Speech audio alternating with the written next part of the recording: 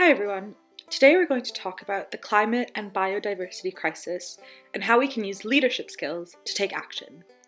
We'll focus on how anyone, no matter their age, level of education, where they live, their interests, anyone can be a leader and tackle the climate crisis.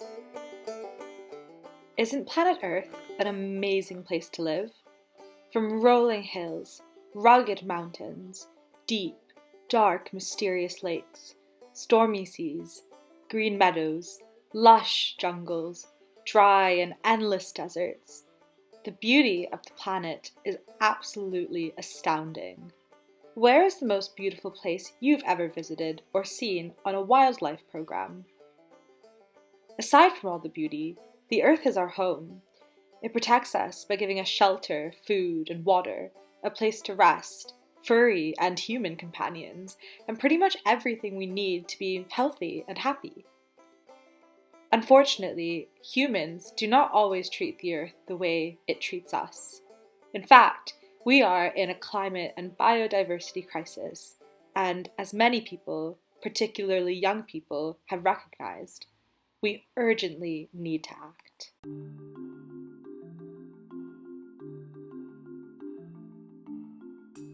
Climate crisis is a term used to describe changing average weather across the Earth, like hotter or rainier summers, and extreme weather events like hurricanes and flash floods. The biodiversity crisis refers to the extinction or endangerment of a wide array of plants, animals, insects, marine life, and other living things due to changing weather, air, and water pollution, for example. All of this has been caused by humans and the way we live. A lot of what we do, like driving in cars and flying in airplanes, heating our homes or turning on the television, making clothes and furniture and computers in factory, all of this uses energy. Now, a lot of this energy comes from a group of sources called fossil fuels, which includes oil, gas, and coal. To get energy from fossil fuels, we need to burn these fuels.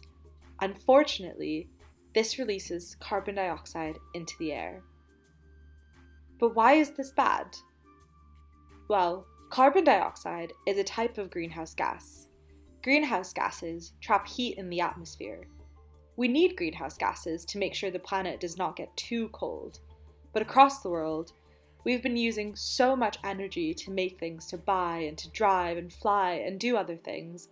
There are actually too many greenhouse gases in the atmosphere now, and that is causing changing temperatures. Higher temperatures can destroy habitats that many plants and animals live in, decreasing biodiversity and contributing to a whole host of other interrelated problems, which I will talk about in a moment. The history of the Earth and its ecosystems and temperatures is often categorized into periods of time. These are called geological timescales. Many scientists informally call the current period of time we are in the Anthropocene epoch. Anthro is a Greek term for human. They use this term to describe the period in the Earth's history when human activity started to have a significant impact on the planet's climate and ecosystems. Some scientists believe humans started having an impact on the Earth's climate and ecosystems around the time of the Industrial Revolution. As you may know from your history lessons, the Industrial Revolution was a period from around the mid-1700s to mid-1800s, where the world saw major changes in the way we live, travel, grow food, and make items like clothes.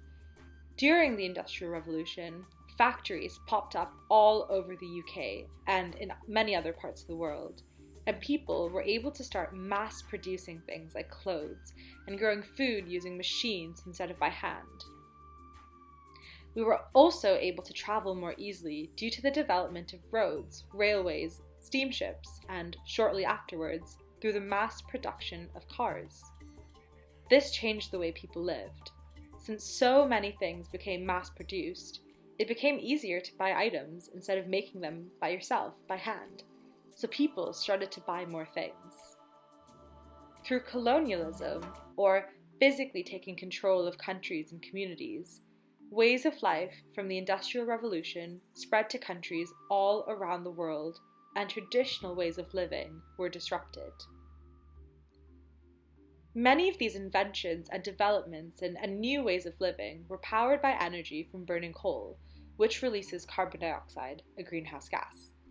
While there were some very helpful developments from the Industrial Revolution, like improved diets and healthcare, this period of time helped to cement society's reliance on fossil fuels and focus on buying new things.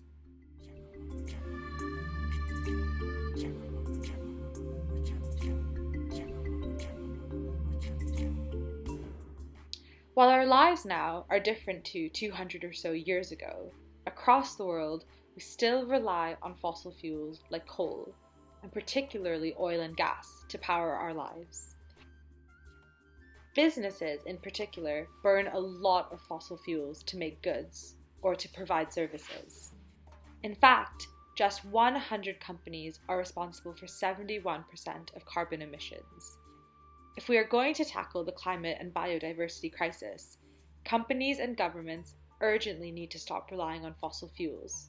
And we can help by taking action in our daily lives and calling for change. There's lots of great work happening to generate energy from more renewable and less harmful sources that are better for the planet, like the wind, the sun, and tidal waves. However, we need to act quickly. And why do we need to act? In the summer of 2021, a group of scientists from across the world who are part of the Intergovernmental Panel on Climate Change released a major report stating we need to act urgently to ensure average global temperatures don't increase and the climate crisis doesn't worsen. We need to take action against the climate and biodiversity crisis to ensure communities around the world are able to live safely and happily and can access food, clean water, and clean air. As I previously mentioned, too many greenhouse gases trap in too much heat, and that affects the health of the planet. Currently, because there are too many greenhouse gases in the atmosphere, average temperatures and weather patterns, which together are called the climate, are changing.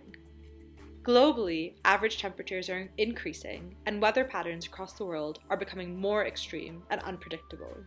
This is called climate change. Sea levels are rising due to glaciers and ice sheets melting from increasing temperatures. Increasing global temperatures also contributes to increasing temperatures of seawater. As warmer water occupies a greater volume or takes up more space, the sea is expanding. Rising sea temperatures and sea levels affects life in the oceans. For example, the Great Barrier Reef in the Indian Ocean near Australia is home to 25% of all known marine species.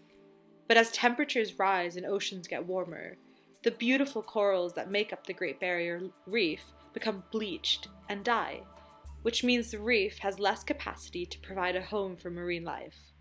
With nowhere to live, many species suffer or die.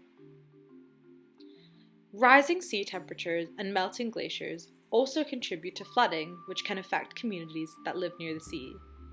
Some countries, like Bangladesh in South Asia, are especially vulnerable to coastal flooding due to most of the land being low-lying and only 5 meters above sea level.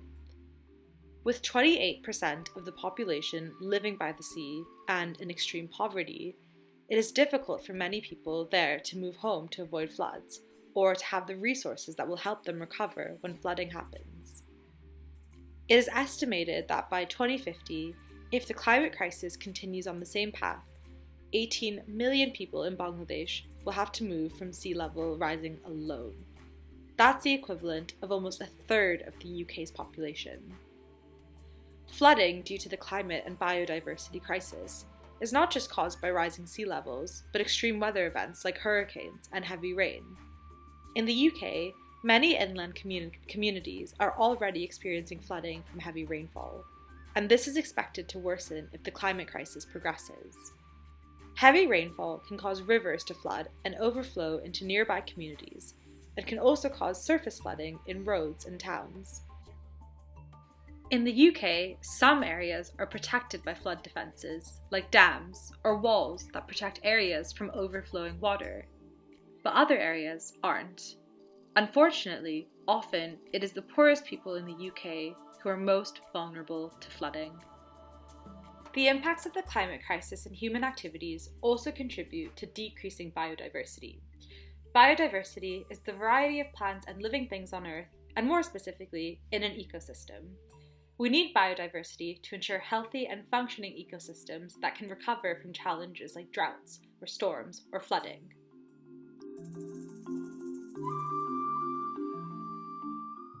Let's learn more about the other impacts of the climate and biodiversity crisis by talking about trees. Trees are magnificent beings.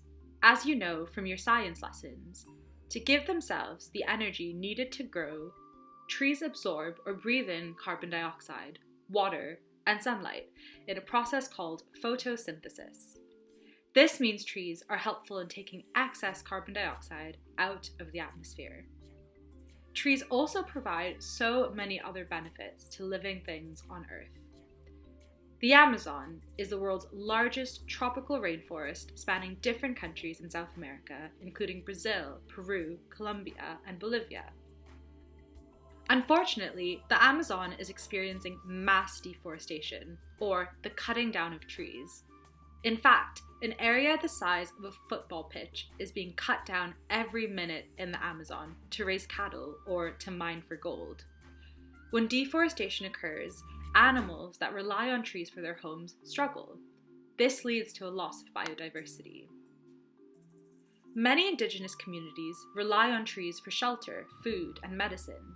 Additionally, the smoke from burning trees to clear land pollutes the air and is not good for the health of people living in those areas.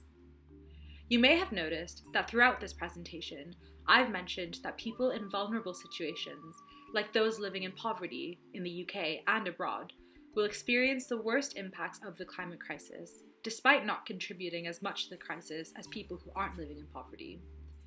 This is called climate injustice. It's important for us to remember that the climate and biodiversity crisis is not just a scientific or technical challenge, but a social challenge. We know what we need to do to stop the crisis. Now, we need to convince people that the climate and biodiversity crisis is worth tackling, and that the people who are experiencing the worst impacts of the climate crisis deserve our support